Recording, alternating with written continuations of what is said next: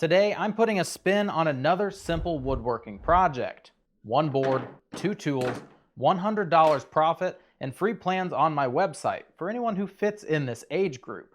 Sorry, Ethel. If you wanted to stop by, we could build one together. We need to find the center of our board. Your speed square generally has a bunch of notches on it. Set it down on your piece, put it in the little notch, and draw your line.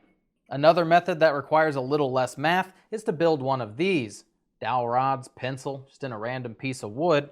And what you end up doing is taking these dowels, lining them up with the sides, twisting it until it locks into place, and just scribing your line that way. If you want to make one of these little doodads for projects to come, take your material, draw an X in the center from corner to corner, then just taking your 45-degree apparatus, put it in the corner, make a mark, corner, make a mark, and drill this out for whatever size dowel rod you're using. And this one I left a little large because I can put pencils, markers, etc. And if something's too big to go in the hole, just wrap some painter's tape around it. And it's handy to make these in a couple different widths because the closer your board width is to the distance between your pins, the closer your jig can get to the edge of that board before it falls off. Measure up 5.5 inches and mark across your material. Notice how my pencil hit that mark before the square came up next to it. That's for extra accuracy. Also make a mark at 2.5 inches on our center line. Using a 1/4 inch bit, drill out our 2.5 inch marking. This step prevents our hole saw's pilot from wandering off. Hey, get back here!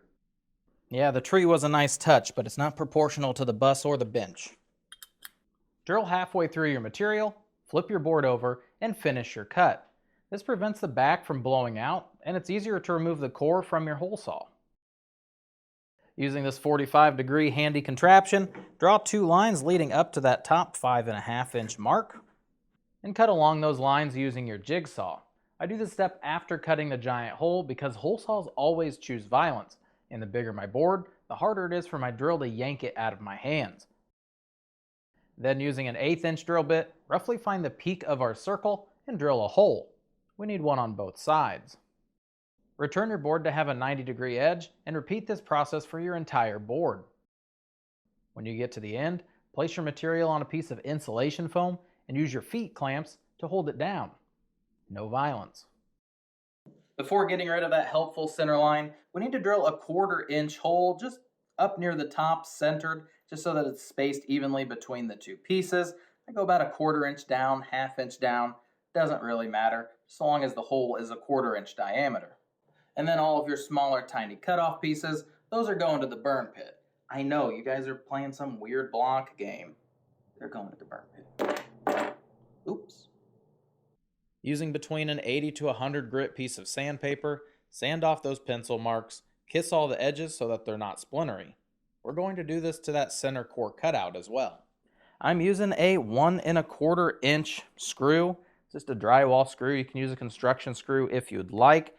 And I don't want it to go too deep. I don't want it to poke up into the bottom here.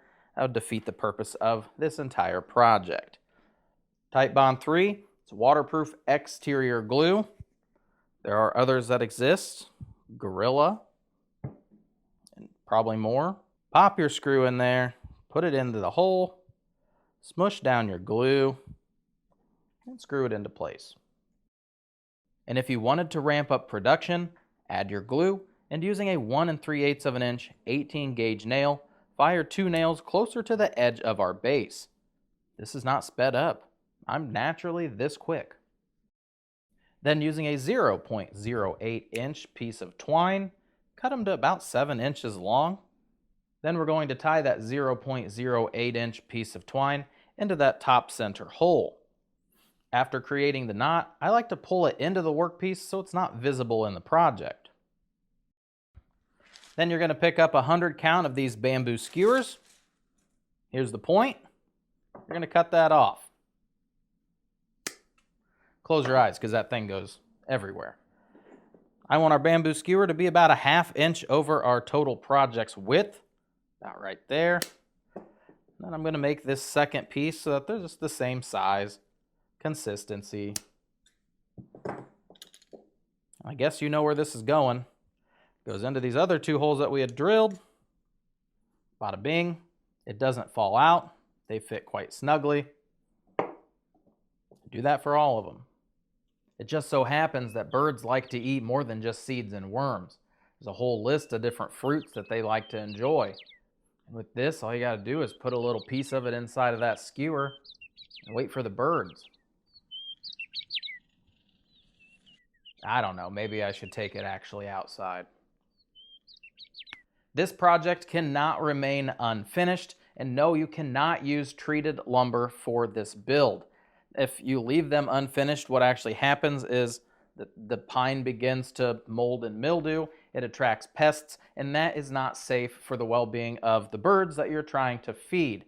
And to finish them, all you need to do is put a clear coat polyurethane on them, a tung oil, 50-50 mix of linseed oil and mineral spirits so that it's safe for the birds.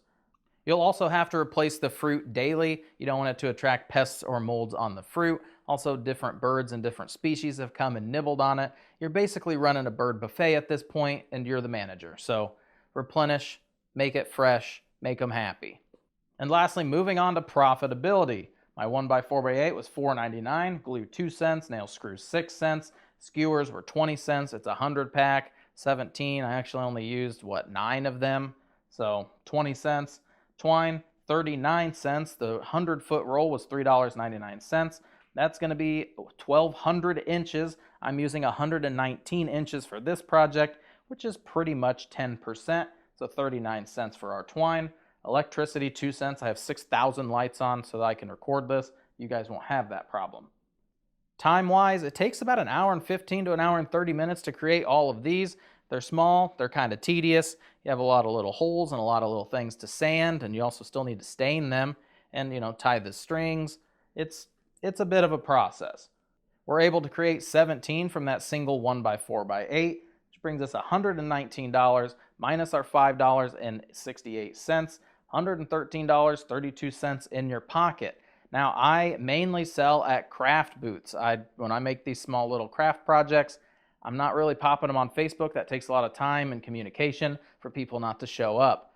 I also do not ship these general smaller items. Shipping is just going to eat away all of my profits. So yes, mainly I sell at craft events. You guys could find some locally for you. Otherwise, you could pop them online and make the buyer pay the shipping prices. But at that point, that's an outrageous amount of money for what they're getting. I get quite a few comments on people wanting me to add in the pricing of the craft booth and the time it takes to go out there. It only costs $20 to $40 per day, depending on the event. Some are inside, some I have to set a tent up for. And with those, $20 to $40 a day. I have 40 plus products that I take.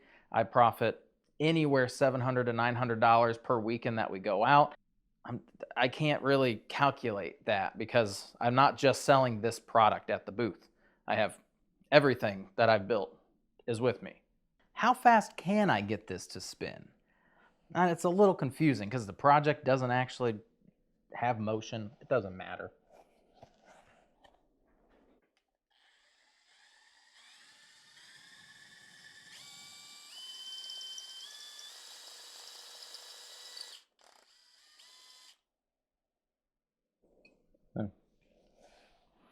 Not that fast, it just loosened the bolt.